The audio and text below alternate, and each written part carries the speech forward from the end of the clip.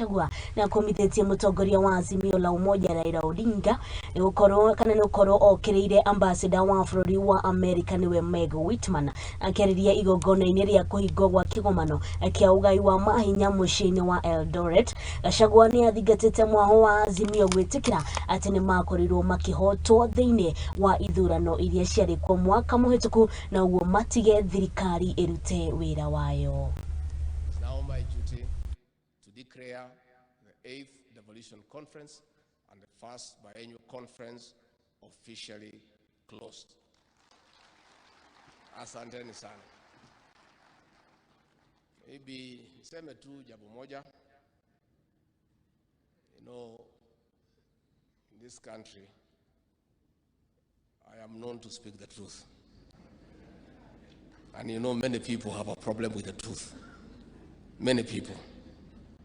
And this new Kenya, we are trying to get everybody to accept the truth as it is.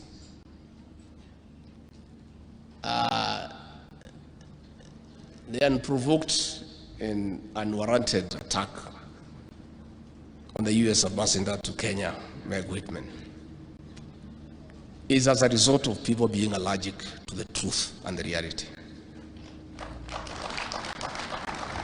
Ambassador Whitman and other ambassadors were at bombers throughout the counting of votes. They had access to the public portal. They had calculators.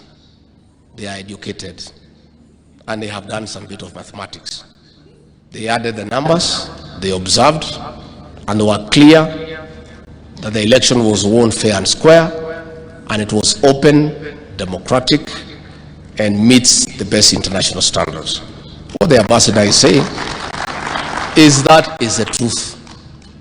So she is being attacked and vilified by saying what everybody knows. I want to request leaders to accept the truth and the reality and move on. Life is not static. Life is dynamic. Today you are up, tomorrow you are down, and so on. What she deserves is commendation, not vilification for being truthful. I want to urge Ambassador Meg to ignore the noises and acclimatize to the Kenyan way of doing things. Perennial complaints year after year. Na tugithie na mbere ni ati